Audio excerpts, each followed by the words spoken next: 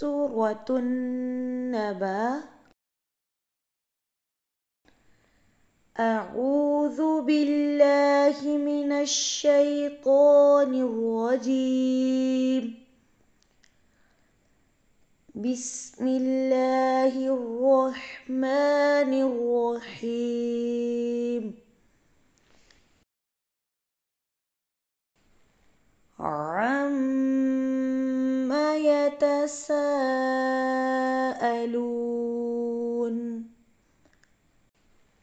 عما يتساءلون.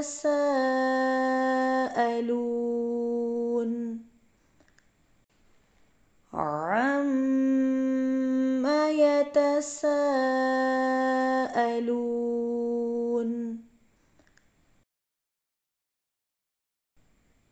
عن النبأ العظيم. عن النبأ العظيم. عن النبأ العظيم.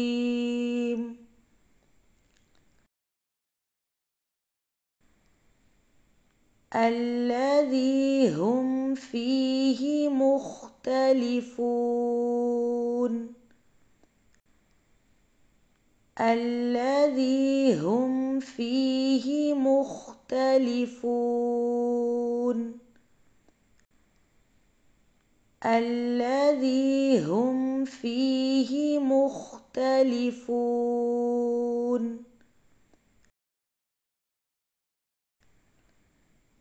كلا سيعلمون.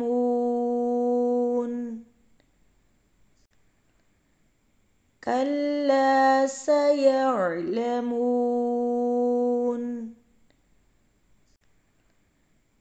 كلا سيعلمون.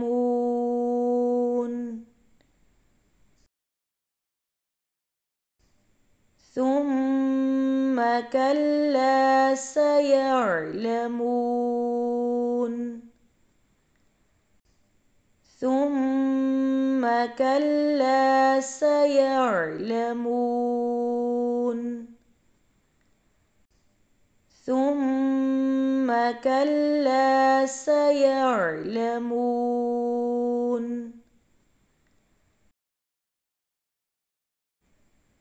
ألم نجعل الأرض مهادا. ألم نجعل الأرض مهادا. ألم نجعل الأرض مهادا. والجبال أوتادا. والجبال أوتادا. والجبال أوتادا. وخلقناكم أزواجا. وخلقناكم أزواجا. وخلقناكم أزواجا.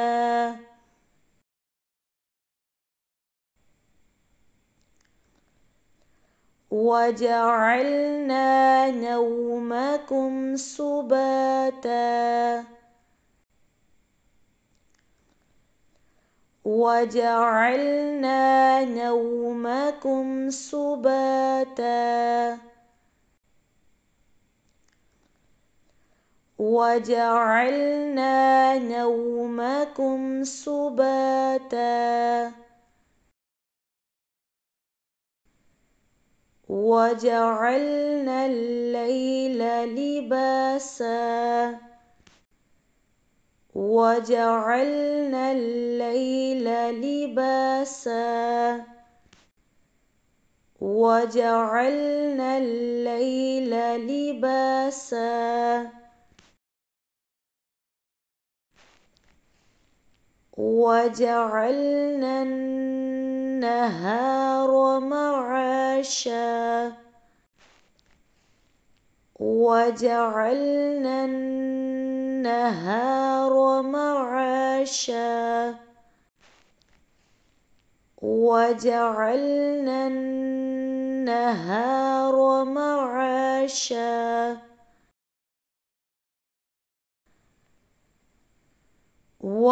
وبنينا فوقكم سبعا شدادا وبنينا فوقكم سبعا شدادا وبنينا فوقكم سبعا شدادا وجعلنا سراجا وهاجا وجعلنا سراجا وهاجا وجعلنا سراجا وهاجا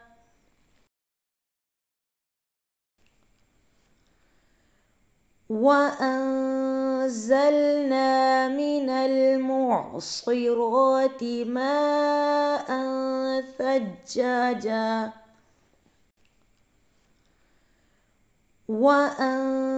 وأنزلنا من المعصرات ماء ثجاجا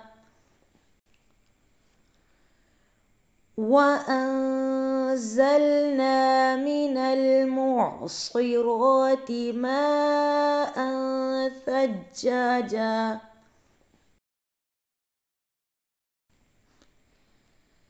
لنخرج به حبا ونباتا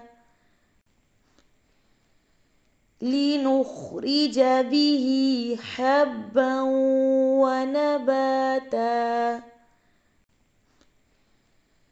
لنخرج به حبا ونباتا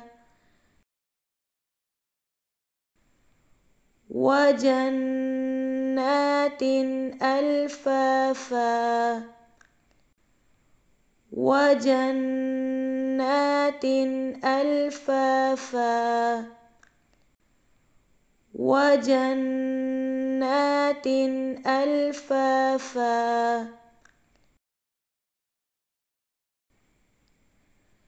إن يوم الفصل كان ميقاتا إن يوم الفصل كان ميقاتا إن يوم الفصل كان ميقاتا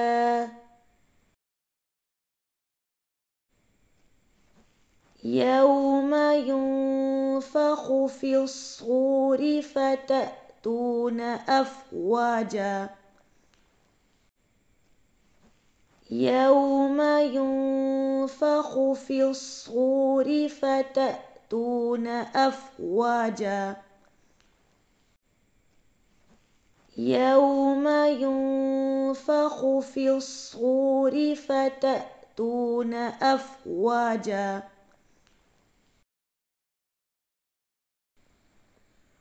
وفتحت السماء فكانت أبوابا وفتحت السماء فكانت أبوابا وفتحت السماء فكانت أبوابا وسيرت الجبال فكانت سرابا وسيرت الجبال فكانت سرابا وسيرت الجبال فكانت سرابا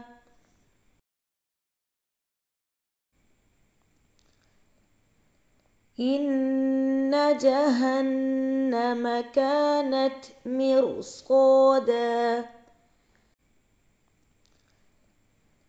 إن جهنم كانت مرصادا إن جهنم كانت مرصادا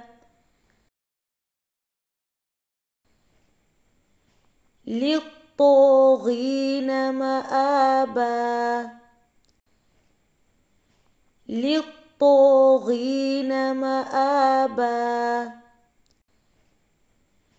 للطاغين مآبا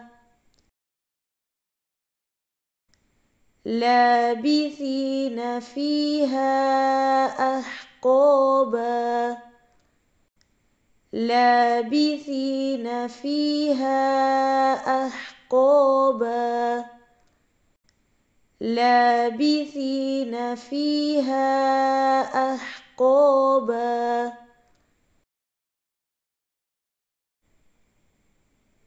لا يذوقون فيها بردا ولا شرابا لا يذوقون فيها بردا ولا شرابا لا يذوقون فيها بردا ولا شرابا إلا حميما وغساقا إلا حميما وغساقا إلا حميما وغساقا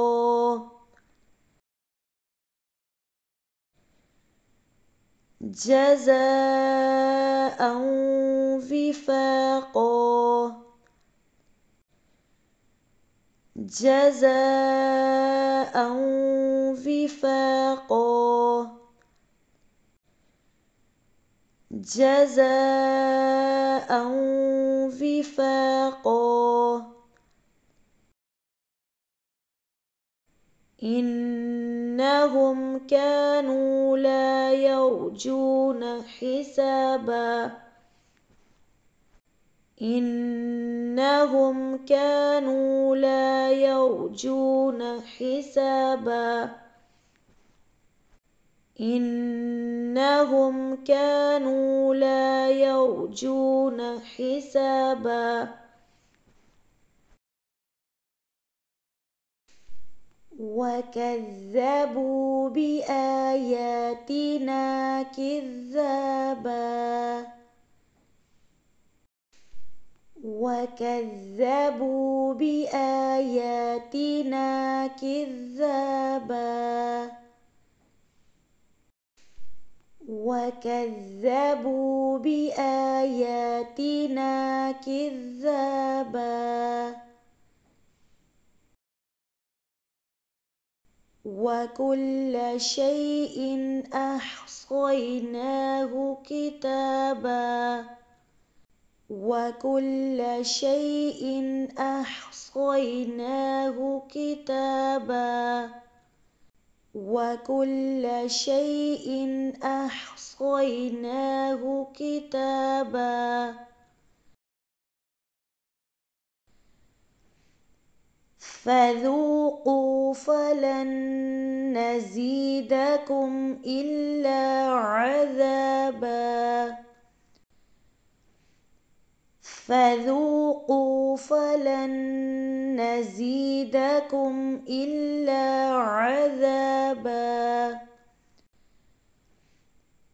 فذوقوا فلن نزيدكم إلا عذابا إن للمتقين مفازا إن للمتقين مفازا إن للمتقين مفازا حدائق وأعنابا حدائق وأعنابا حدائق وأعنابا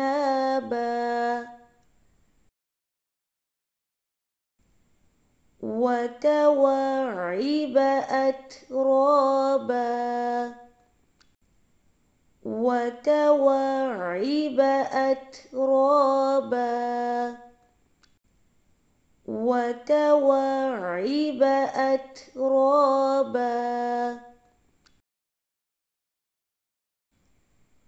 وكأسا دهاقا وكأسا دهاقا وكأسا دهاقا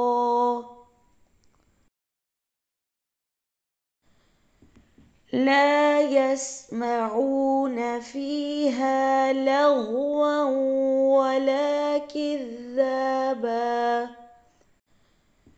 لا يسمعون فيها لغوا ولا كذابا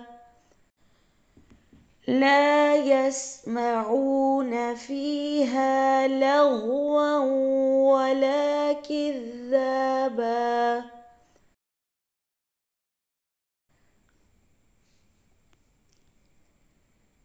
جزاء من ربك عطاء حسابا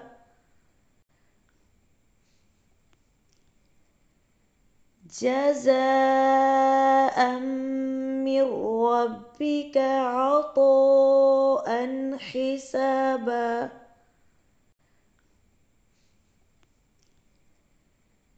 جزاء من ربك عطاء حسابا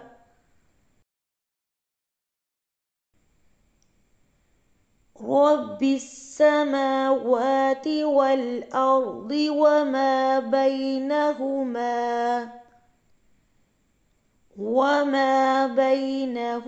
الرحمن لا يملكون منه خطابا رب السماوات والأرض وما بينهما الرحمن لا يملكون منه خطابا رب السماوات والأرض وما بينهما الرحمن لا يملكون منه خطابا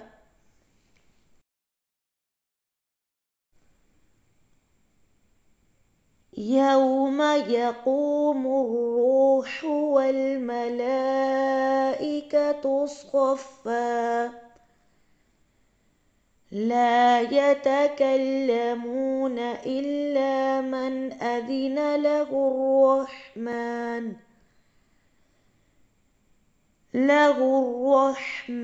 وقال صوابا يوم يقوم الروح والملائكة صفا لا يتكلمون إلا من أذن له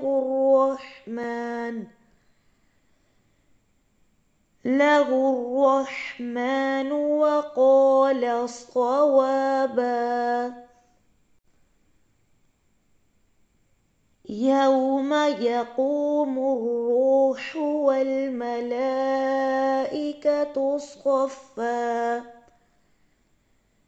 لا يتكلمون إلا من أذن له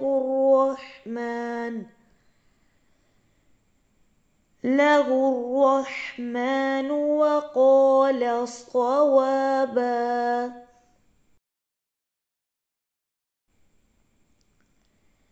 ذلك اليوم الحق فمن شاء اتخذ إلى ربه مآبا. ذلك اليوم الحق فمن شاء اتخذ إلى ربه مآبا. ذلك اليوم الحق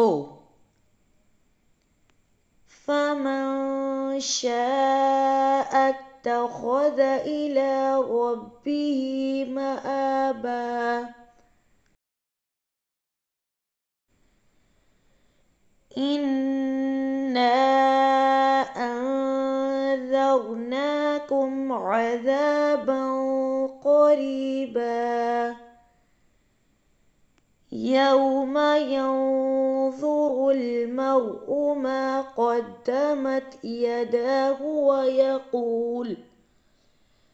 ويقول الكافر يا ليتني كنت ترابا. إنا أنذرناكم عذابا قريبا يوم ينظر المرء ما قدمت يداه ويقول الكافر يا ليتني كنت ترابا. إنا أنذرناكم عذابا قريبا يوم ينظر المرء ما قدمت يداه ويقول الكافر يا ليتني كنت ترابا। सूरत उन-नब्बा मक्की सूरत है। इसकी 40 आयात और 2 रुकू हैं। जब हज़रत मोहम्मद सल्लल्लाहु अलैहि वसल्लम ने नबूवत का दावा किया तो मुशरिकीन मक्का और कुफार क़यामत के बारे में कुरान की जो आयात हैं वो सुनकर एक दूसरे से तरह तरह के सवालात करने लगे कि ये बड़ी खबर क्या है, क्या वाकई क़यामत आएगी?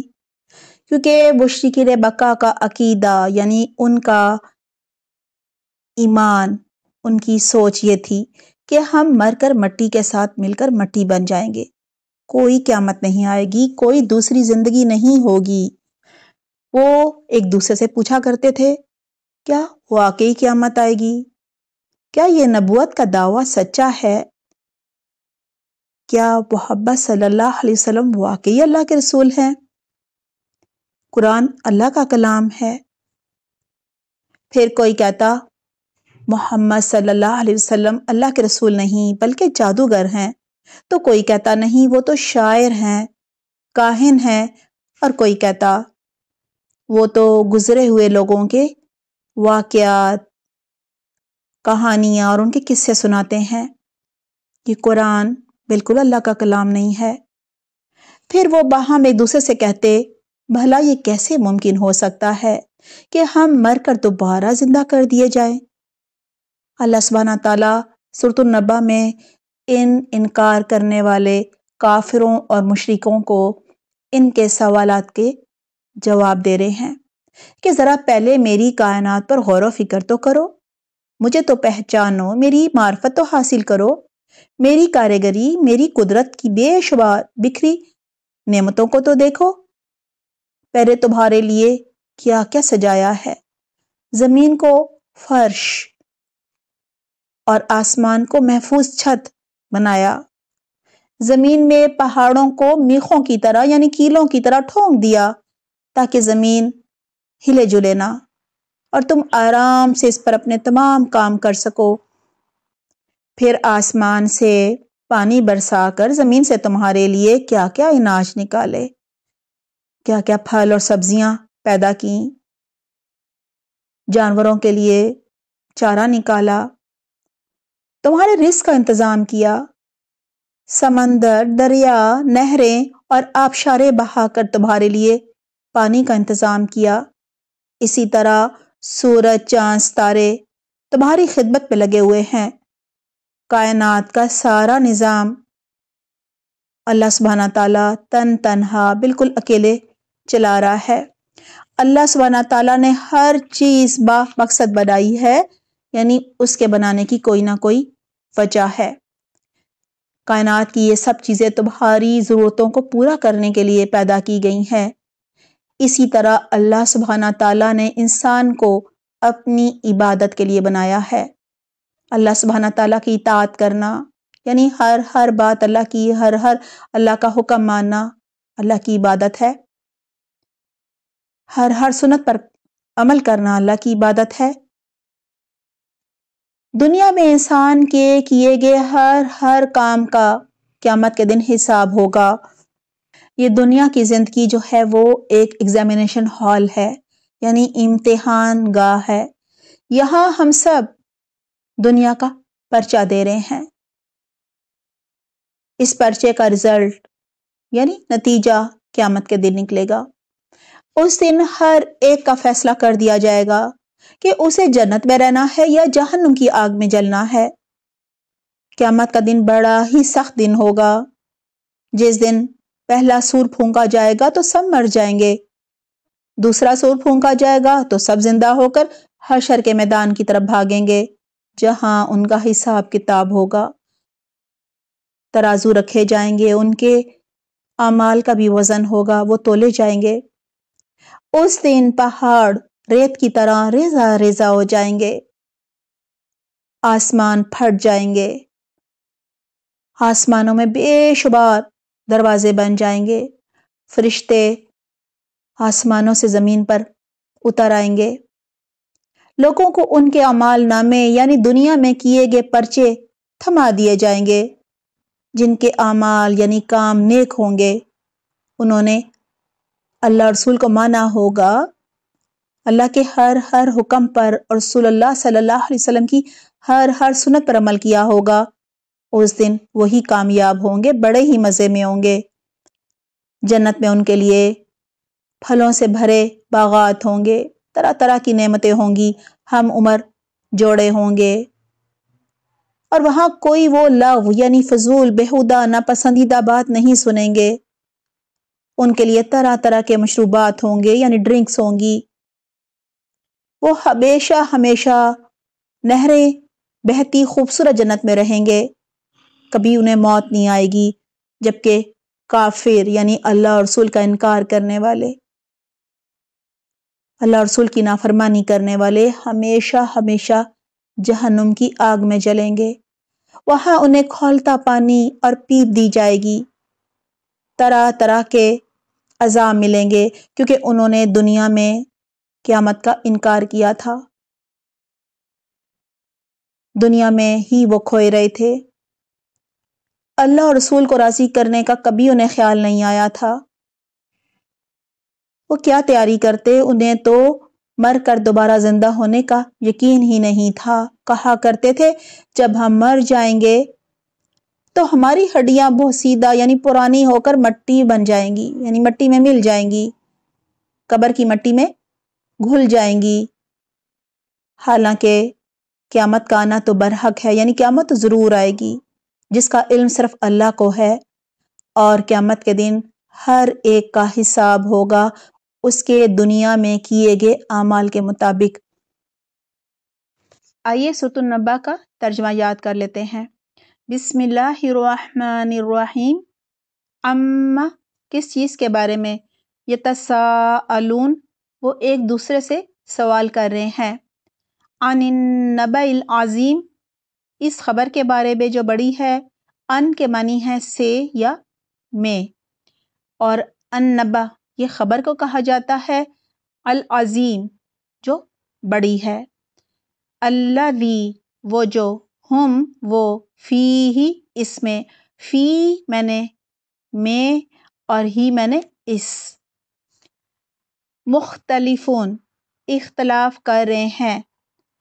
کلا ہرگز نہیں، سیعلمون عنقریب وہ جان لیں گے۔ سا کے معنی ہے عنقریب، اور یا میں نے وہ، یعلمون وہ علم حاصل کر لیں گے، وہ جان لیں گے۔ ثم پھر، کلا ہرگز نہیں، سیعلمون عنقریب وہ جان لیں گے۔ علم کیا نہیں، جو ہے یہ سوال کرنے کے لیے آتا ہے، اس کے معنی ہے کیا، اور لم نفی کے لیے ہے، یعنی اس کے معنی ہے نہیں۔ نجعل ہم نے بنایا، نون زبرنا جو ہے اس کے معنی ہے ہم۔ نجعل ہم نے بنایا، الارض زمین کو، مہادا فرش بچھونا، والجبال اور پہاڑوں کو، وا کے معنی ہے اور الجبال پہاڑوں کو، اوتادا میخیں کیلیں، و اور خلقناکم پیدا کیا ہم نے تم کو، خلق نا میں نے ہم اور کم میں نے تم کو، ازواجا جوڑوں کی شکل میں، وجعلنا اور بنایا ہم نے، نومکم تمہاری نیند کو، سباتا آرام کا ذریعہ، وجعلنا اور بنایا ہم نے، اللیل رات کو، لباسا لباس، وجعلنا اور بنایا ہم نے، النہار دن کو، معاشا معاش کا وقت یعنی کام کاج کا وقت، و اور بنینا بنائے ہم نے، فوقکم تمہارے اوپر، سبعن سات، شدادا مضبوط سخت، وجعلنا اور بنایا ہم نے، سراجا سورج، وہاجا روشن ہونے والا، و اور انزلنا نازل کیا ہم نے، نا میں نے ہم نے، من المعصرات بادلوں سے، یہاں من کے معنی ہے سے اور المعصرات کے معنی ہے بادلوں، ماء پانی، ثجاجا بکثرت، لنخرجا تاکہ ہم نکالیں،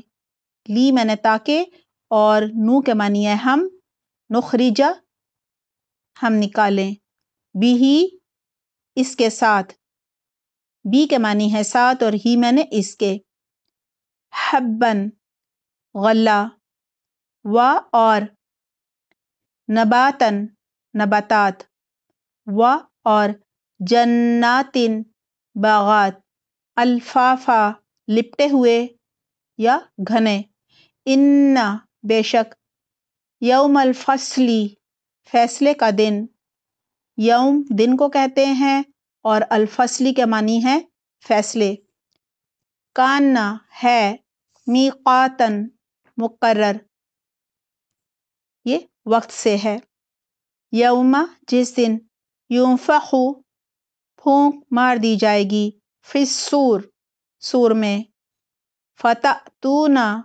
تو تم آؤ گے، افواجا فوج در فوج، و اور فتحت کھول دیا جائے گا، السماء آسمان، فکانت تو ہو جائے گا، ابوابا دروازے دروازے، و اور سیرت چلا دیے جائیں گے الجبالو پہاڑ فکانت تو ہوں گے وہ فا میں نے تو یا پس سرابا سراب ان بے شک جہنما جہنم کانت ہے مرصودا ایک گھات للطاغین سرکشوں کے لیے مآبا ٹھکانہ ہے لابثین ہمیشہ رہنے والے ہیں فیہا اس میں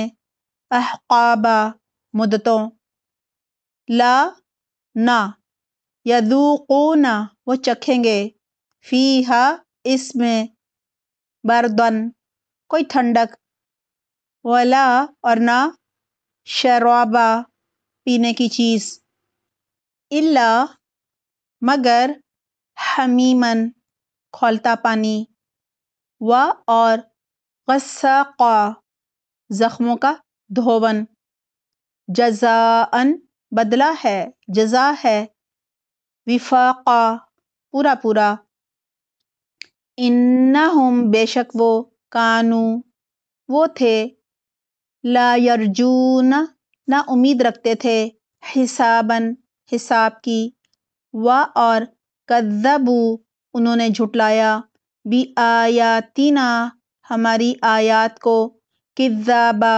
جھٹلانا و اور کلا ہر شیء چیز کو احصیناہ شمار کر رکھا ہے ہم نے اس کو گھیر رکھا ہے ہم نے اس کو کتاباً کتاب میں فذوقوا پس چکھو فلن پس ہرگز نہ نزیدکم ہم زیادہ دیں گے تم کو الا مگر عذاباً عذاب ان بے شک للمتقین متقی یعنی پرہیزگار لوگوں کے لیے مفازہ کامیابی ہے حدائق انگور ہیں وکواعب اور نوخیس وکأساً اور جام دہاقاً چھلک